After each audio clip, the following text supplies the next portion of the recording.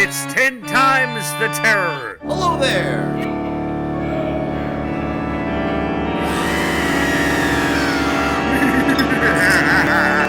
Getting old and senile. Count from 3, okay, Dave?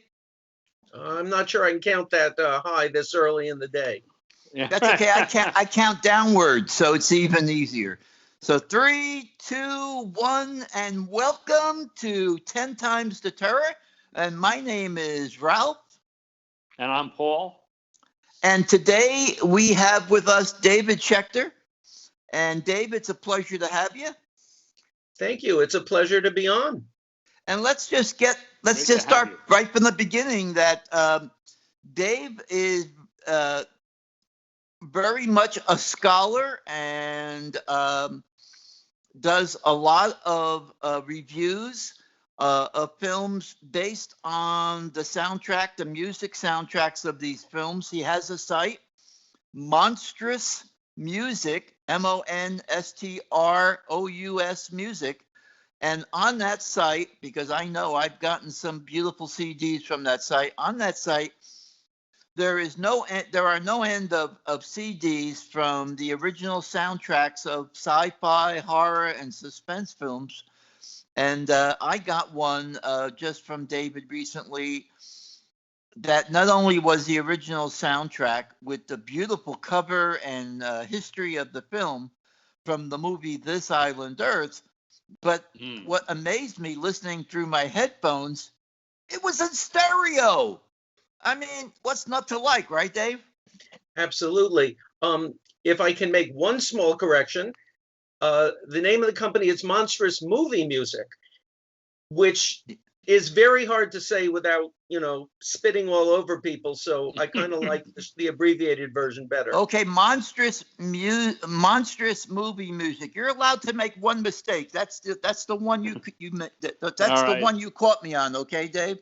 Okay, I'll let all the other ones slide by. That's right. You let all the other ones go. Yeah. So today we have with us our Dave, and he's going to talk to us, and we're going to do our review in a kind of a different way because we're going to use the music from the soundtrack on certain points to talk about one of my favorite films, which a lot of people have called the Star Wars film of the 50s, and I think that's a correct label of it.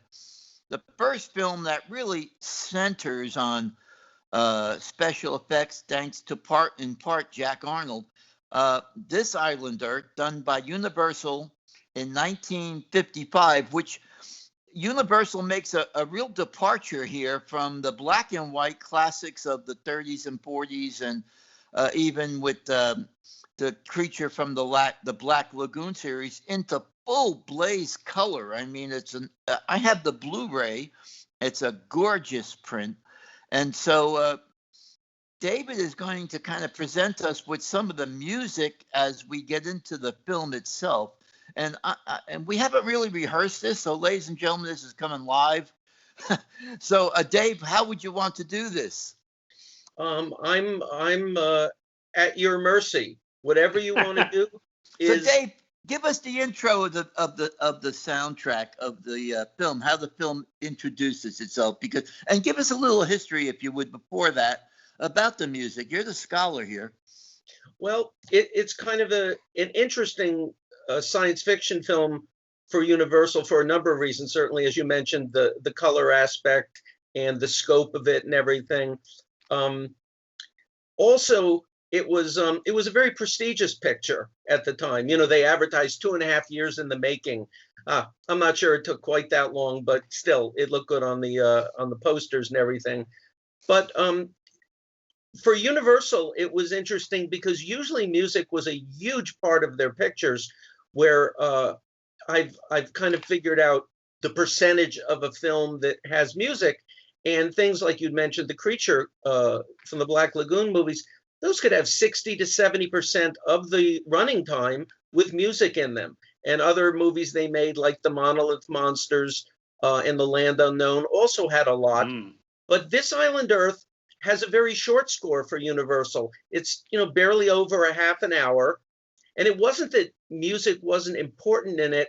It's that, and I'm not sure who planned this, whether it was the main composer, Herman Stein, or somebody else at Universal, for some reason, they didn't want to have sound effects and music at the same time, which is a really strange concept. I've never heard of it in any other picture.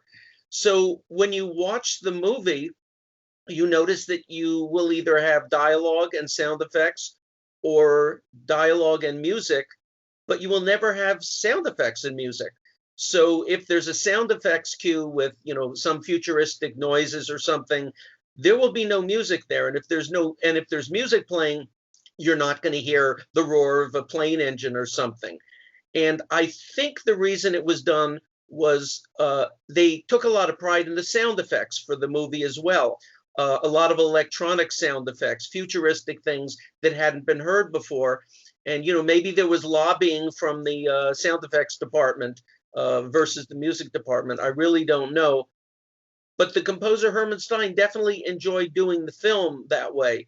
Now, when you get to the last third of the picture, where they're in outer space the whole time, they're not on the Earth anymore, they had to give that up because you needed music to keep the action going, but you also were on another planet and there were futuristic sounds. So they carried this approach as long as they could, which was about 2/3 of the movie. Another example of that, you talk about sound effects and music. One of my personal favorites here was the 1939 Hound of the Baskervilles. And at the climax of that, where the hero is being hunted down by the demonic hound, there's no music, but there's all kinds of sound effects. You keep hearing the howl of the hound. You keep, hearing them brushing against bushes and all of that. That's an example I can think of where you've got, and it's in the climax of the film. They almost going to introduce music earlier, but they have music at the beginning and the end. But in the climax of that, the dominant sound effect is the howl of this demon hound. I was going to say there's a sequence in This Island Earth when spoiler alert on everything, when they finally discover that there's a flying saucer located under the ground and it's about to take off to go to Metaluna. There's like a 9-minute sequence where you have the sound of a flying saucer and you have other sounds, and there's absolutely no music, and you notice it because there's a lot of action as the stars are fleeing while the saucer is up there and it's sending out interocitor rays and killing people, and you would normally have music there and you don't, and it kind of hurts the picture just because you're so used to, as film goers, hearing music during action sequences like that. Herman Stein's main title, From This Island Earth, opens with a blast of horror music, a nod to the Metaluna mutant who'll be in the picture later. But the rest of the piece uses Novachord, which is a mysterious-sounding keyboard. That's used to highlight the outer space aspect of the movie. Even though there aren't any other outer space visuals for the first 50 minutes of the film, this music lets us know we will be amply rewarded later on.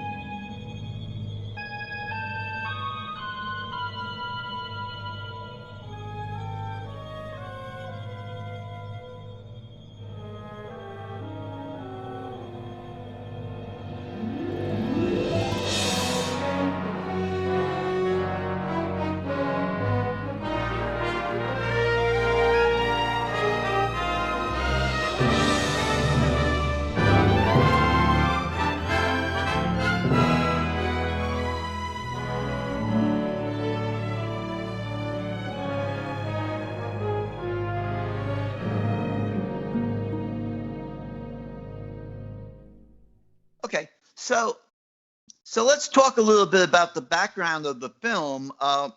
This film actually was written in 1949 from a novelette by Raymond Jones of 3 stories that was featured in Thrilling Wonder Stories that became later on a screenplay for the 1955 Universal film. It starred Rex Reason, 6'3". I mean, this guy was for a nuclear scientist. He probably had to be the most handsome scientist of any film that I can imagine. Paul, how do you say, or David, how do you say Faith's last name? Is it Demerge? Dumerge is what I've heard. Demerge, yeah. Dumerge. Yeah, if you ask 20 people how to pronounce either her first name or her last name, you will get a different answer every time. Yeah, and that's same year she did Cult of the Cobra, so that was a big year. And that's the only thing that you could call a so-called horror film in the mid-50s from Universal. And I think that's the same year. Is that right? Yeah. Yes. Mm-hmm.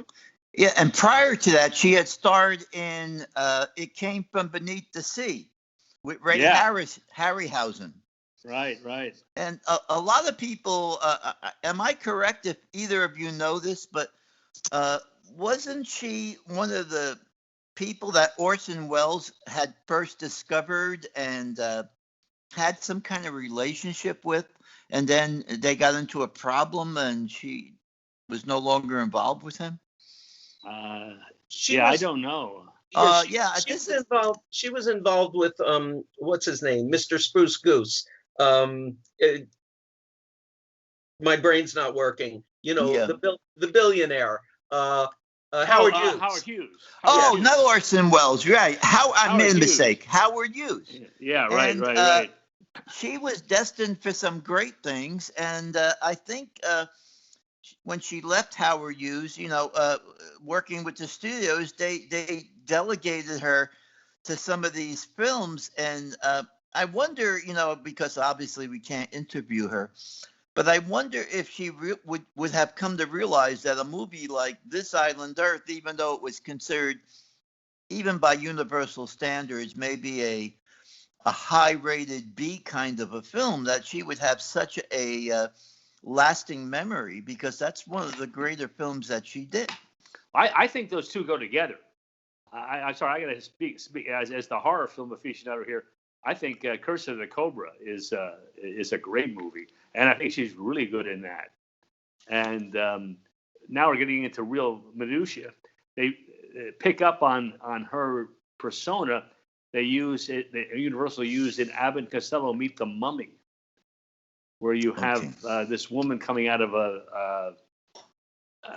like she's a serpent coming out of a basket, and that's a pickup again of the same year. So I think these films are all related, and I think that this is her year. Right? Mm-hmm. She's not in Abbott and Costello Meet the Mummy, but the concept of that serpent goddess, which is one of the most ancient mythical themes we have, is very, very strong there. So that's going to be a far afield from This Island Earth, but that was the other big Universal film she did that year.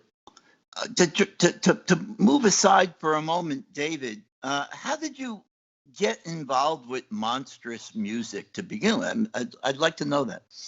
Well, before I say that, I will add one thing about when you're talking about did she realize that she would be so identified far into the future with this science fiction movie, is my take on it from knowing a lot of the people who worked on these movies is this was just product they were cranking out. And yes, This Island Earth was a more prestigious bit of product, definitely, but these were not considered the 8 pictures back then were like soap operas and westerns. And in fact, when I first contacted Herman Stein, who worked for Universal from about 1952 to 1958, and I told him I wanted to record some of his music, and he said, well, what music? And I mentioned Creature from the Black Lagoon, Came from Outer Space, This Island Earth. his instantaneous reaction was, well, why don't you do my Westerns? And I said, well, because nobody cares about Westerns. They care about giant bugs and outer space and ray guns. And when I had mentioned Creature from the Black Lagoon, his first reaction was, nobody remembers that picture. Now, granted, Herman was, I referred to him as Herman the Hermit, because he kind of retreated into the Hollywood Hills, because Hollywood didn't treat him too well, and he kind of had his own little sanctuary that he resided in. But a lot of the pictures, a lot of the composers and some of the actors that I spoke to, this was not, when I asked Herman about his recollections of the Mole People, he said, did I do that?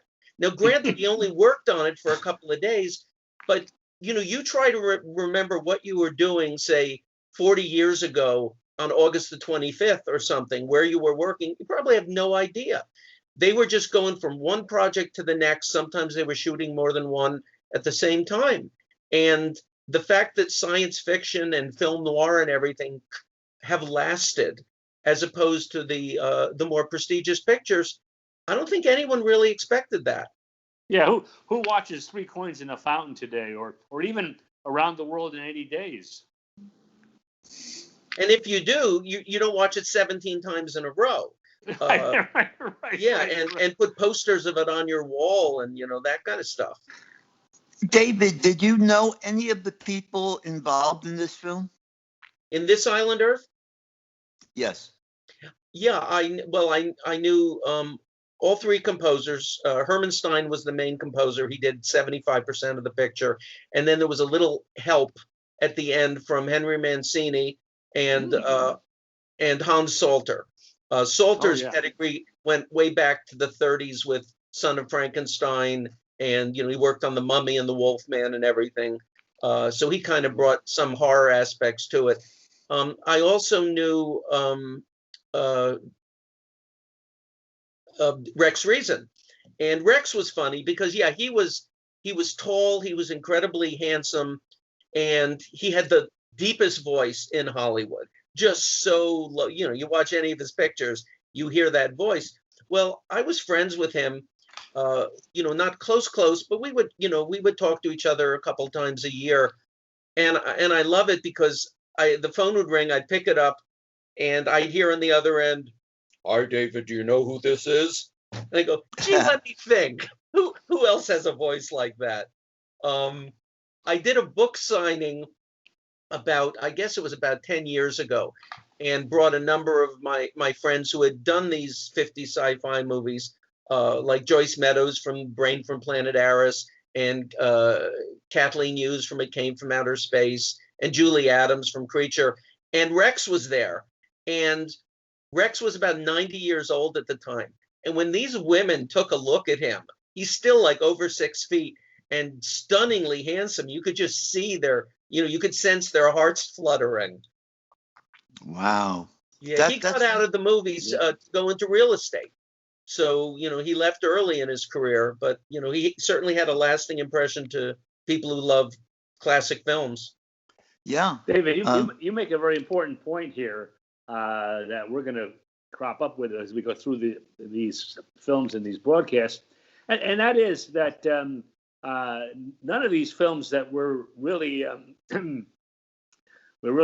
so focused on now, I don't think any of them were ever considered to be long-term classics or major films or anything like that. Even never mind the actors thinking it's just another job. I think most of the people, the theaters thought it's just another movie. Creature from the Black Lagoon gets mentioned several times in The 7-Year Itch with Marilyn Monroe. Well, people would have thought that Marilyn Monroe would, and certainly she has, but they never would have thought that Creature from the Black Lagoon would have had a following to what it's had. But I think, isn't it the case that so many of these films, they would play in a theater for 2 weeks, be gone, and then just forgotten about. And, they'd show up on TV maybe, but years later. I think these are all diamonds in the rough, all of these Universal films, especially both the horror films and the sci-fi films. Yeah, and you have to remember also that even though there was television, they weren't necessarily showing, these movies on TV. That kind of happened, I think, in the late 50s, early 60s, shock theater and everything. But I don't think there was the concept that these films would play through the decades on television. There certainly weren't VHS or DVD or laser discs or anything. So this stuff was kind of, product to make money at the time, and it would make money overseas, and that was kind of it. I recall seeing this film when it first came out in the theater. I was only 8 years old, and like Invasion of the Body Snatchers, it was just a little too cerebral for me. I didn't understand it. I understand the mutant monster coming out and attacking the girl, but the whole concept of the film, it's a highly sophisticated film in some ways with the storyline. Well, it's also been, simplified for the screen, which always happens with when they're made from novels or novelettes, whatever thing. And I love the story, or the 3-part novelette.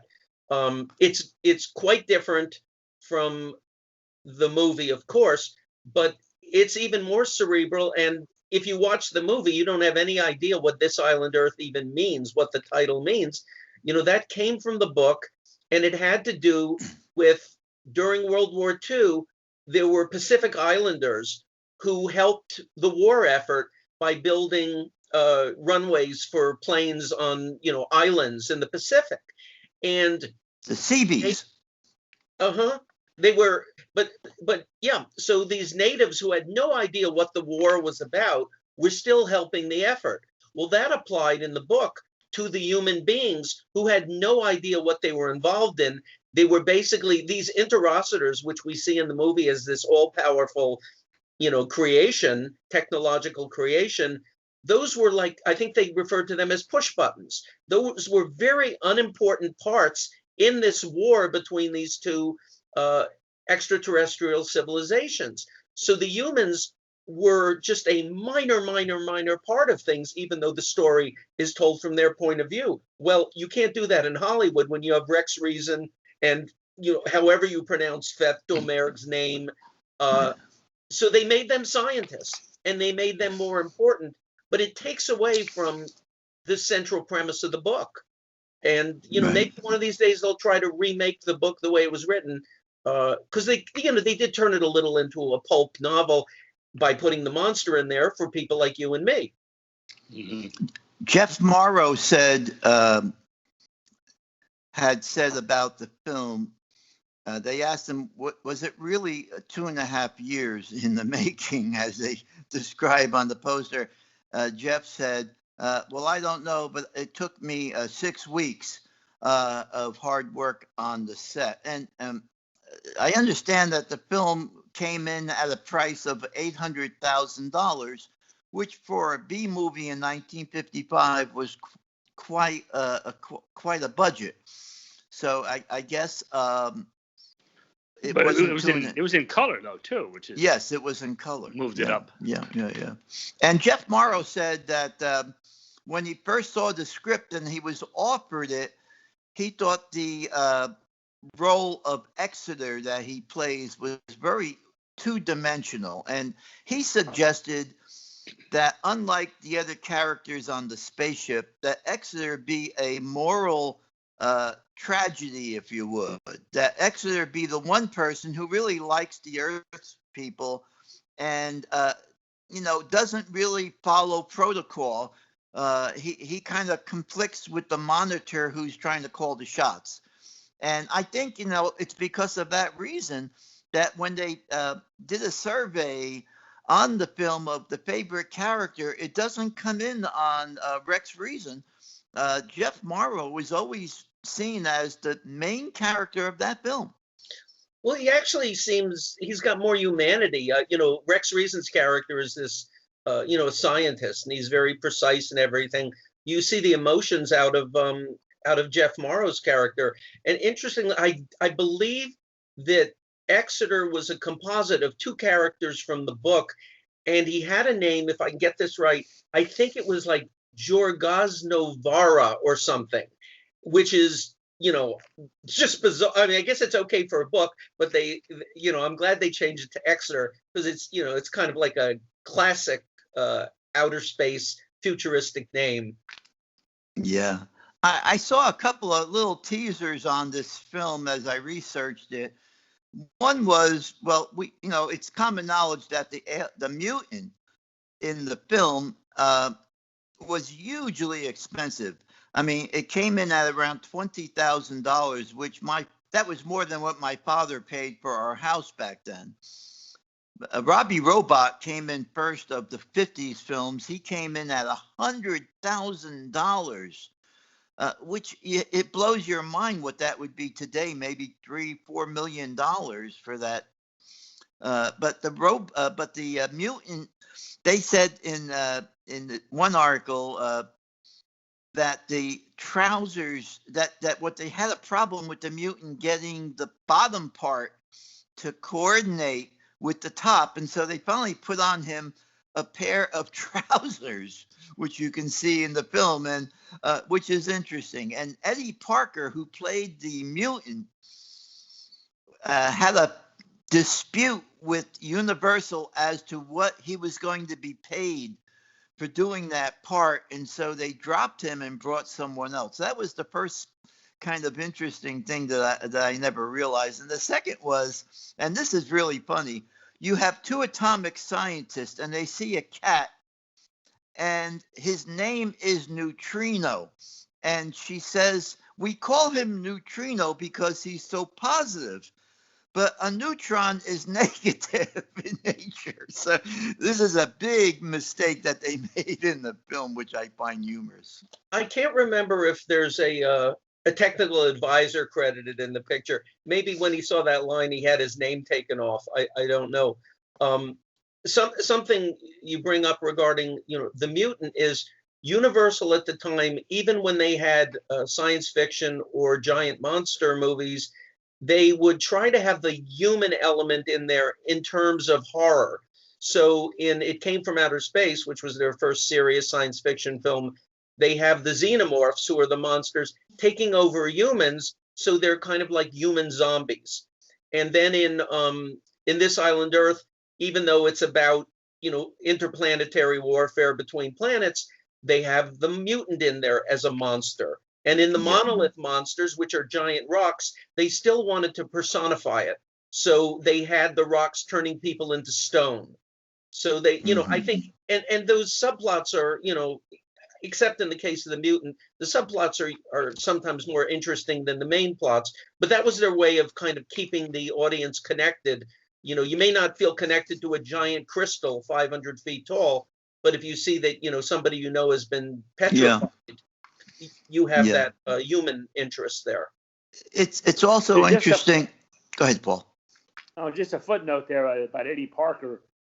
He was, again, this is 1955. He was the mummy in Abbott and Costello Meet the Mummy.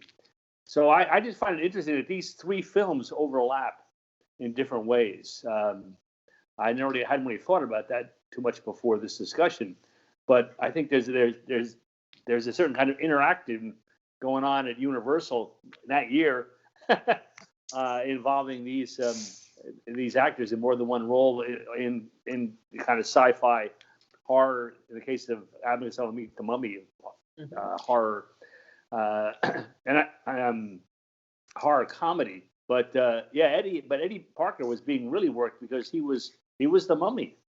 Mm-hmm. Yeah. And they did the same thing. You know, they had a lot of people under contract. So in terms of the music, you'll see that for the most part the same people over and over and over again. Like Herman Stein worked on It Came from Outer Space with Mancini and Irving Gertz. Irving Gertz scored a lot of Abbott and Costello Meet the Mummy. Herman Stein scored a lot of Abbott and Costello Go to Mars. You know, Mancini, Gertz, and Stein were in the Monolith Monsters. Gertz was in The Deadly Mantis with William Lava. William Lava was in Cult of the Cobra with Irving Gertz. You know, it's this big family. And another thing I like is when you watch the explosions in This Island Earth from the futuristic, you know, beams that they're using, well, they're the same explosions they're using in their war movies. because they had the same special effects people doing the physical effects. So their bombs, regardless of, granted they did overlay what looked like gas explosions in this island Earth, but the explosions that happen on Earth, look like World War II explosions that they did in Audie Murphy movies. Yeah, but so this is really, to go back to what we kind of from, just another day at the office for most of these people, right? Absolutely. I mean, again, in the night, I grew up in the 1950s. Ralph and I did. There weren't the conventions, Comic-Con, all of these things that put a tremendous searchlight, a tremendous focus on these films. I mean, you talked about these with other kids in school because you'd been to the Saturday matinee or whatever, and that was it.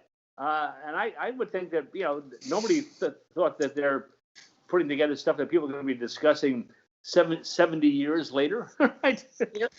Well, part of the thing is also these, and I've heard this from composers where they would say they love doing science fiction because they had to think outside the box. They couldn't necessarily do a conventional score. There'd be something different in the orchestration or the approach they took to it because it had to match the subject matter. And an interesting kind of parallel to that is Bronislaw Kaper, who scored Them. Well, he worked at MGM his entire life. He was doing a lot of period pieces and soap operas. I think Them is probably his greatest score because it was the only time he got to do science fiction. So he took approaches like having two pianos mic'd very closely so they dominated the score, which he would never have done in a soap opera type of movie. So they got to take chances. And I think also when you're talking about these small movies, monster movies where you have to convince the audience, that a 500-foot spider is, destroying the territory, and also film noirs, they weren't big budgeted. So you had to use ingenuity in them. And I think over time, we appreciate the creativeness of the shots, of the direction, because they would take chances because they didn't have a lot of money. They had to make the movie special some other way. I think it's interesting that Russell Johnson from Gilligan's Island is also in the film, and he also, I believe, was in It Came from Outer Space. Isn't that correct? Yeah, and I think there's an episode of Gilligan's Island where he built an interocitor out of coconuts, right? I missed that one. The film gets, I think there's a lot of criticism by sci-fi fans that they spend so much time on Earth that, and you do find that it's compressed. When they get to the planet Metaluna, it's so short, and you wish there was a little more involvement in that portion of the film. Yeah, there's no Act 3, basically. And the simple explanation is it took place in outer space, and every shot required either a matte painting or or a mat or a traveling mat or rear projection or something, and it was more expensive. So I actually enjoy the first part of the film, the first half or 2/3 more. It's like once they go into outer space, the visuals are great, but the story doesn't progress too far. And as I said, the idea that all these incredibly brilliant aliens, with a high forehead, would need two Earth scientists is kind of ridiculous. That came from the fact that they needed stars. But like I said, in the book, the humans are not that important. But it's kind of hard to believe that they would need a couple of Earth scientists to, make weapons a couple of days before their planet's going to be destroyed. That wasn't foresight. They needed to do this a couple of years ago, Yeah. Dave, could I ask you what your favorite sci-fi film is? And secondly, what's the most exciting thing that you've experienced in your life in that being involved to the level that you are in science fiction? Was there a moment that was like, wow, this is so cool? I'm not sure if I have a favorite. I have these few movies that I return to all the time, like whenever I'm in the mood to watch one of these, classic sci-fi movies. They aren't necessarily the best ones. I definitely love Universal So I like the Deadly Mantis and the Monolith Monsters. I absolutely love the Mole People, even though it's aimed at juveniles, but it's just silly fun. But I really like If the Terror from Beyond Space and Kronos and The Monster That Challenged the World, all made for other companies. But there's just something, they're very tight, they're very to the point, and they never fail to kind of draw me in. In terms of highlight, I have a couple of highlights. The first was when my then wife and I went over to Poland to record the first of our music for Monstrous Movie Music. And Katie was a classical composer, and she had orchestrated these scores from the composer's sketches. They were just shorthand versions. And she had it programmed into her synthesizer, and her computer, which was how she created the parts that the orchestra would play, where you physically have the notes on there. And it would play back on her synthesizer, so you could kind of roughly hear the music. If there was a wrong note in there, you would be able to tell, but it sounded like a synthesizer. And this was back before synthesizers actually sounded really good. So you had a sense that the notes were right, but it still sounded very mechanical. Well, the first day we were in Krakow, Poland, and recorded the first piece of music, and it was a cue called Sandrock, which is the first piece after the main title, and It Came from Outer Space. And it's this beautiful Americana piece. And when you heard this 80-piece orchestra sounding exactly like Universal did back in the 50s, only in beautiful stereo, as you say, that was like a moment where, you kind of flashed back and said, oh my goodness, this is what it sounded like. Because nobody had heard the music sounding like that since 1953, because, even Right. in the movie was shown in stereo in the beginning. Still, that's different from actually sitting in front of an orchestra and hearing them play. Well, this has been an exciting year for me because some of my favorite films have come out in Blu-ray. Of course, This Island Earth, the new War of the Worlds video in Blu-ray, and I Married a Monster from Outer Space in Blu-ray. And I've waited a long time for these films to come out to be to the level that they deserve. And This Island Earth is absolutely gorgeous. It's a beautiful transfer. Yeah, they should have a film. They should. I'm sorry. Go ahead. No, I go ahead and answer, David, because then I have a question I want to run by you. Yeah, I was going to say they should have a film festival for great movies with terrible titles, like I Married a Monster from Outer Space, Invasion of the Body Snatchers, all those movies where when you try to convince somebody, no, trust me, it's a great movie, they go, I don't know about that. The Brain from Planet Ours, we had Joyce Meadows on a few weeks ago. Yeah, and that's a perfect example of, Joyce just did tons of, especially TV shows and films and a lot of stage work. And 90% of the people who contact her want to talk about Brain from Planet Arus. My dear friend Julie Adams, had said for a long time, and Julie, in my mind, was one of the great actresses of her era. She never got the acclaim she should have. In fact, Universal didn't know what they had. They had Barbara Rush, Julie Adams, and Piper Laurie. Those were their three female stars. And they basically put them in costume dramas for the most part, and soap operas. But God, they had three brilliant actresses. But Julie had long said, when I die, they're going to say, Julie Adams, star of Creature from the Black Lagoon. And that's exactly what her obituary said. And, in my mind, and I always upset creature lovers when I talk about her or the movies, is I think it's her worst performance. Because she's basically, she's there like the 1940s women to scream and faint. And even though they say she's a scientist, an ichthyologist, she doesn't do much ichthyology stuff. She basically screams and faints. And she's a very, was a brilliant actress on the stage as well. But that's the role that people want to see her in because the creature and her bathing suit. Her bathing suit, not to be forgotten. David, I want to run by you my personal favorite of all the Warner Brothers, or rather Universal film scores, and that's Bride of Frankenstein. What do you think of that? Oh yeah, it's Franz Waxman.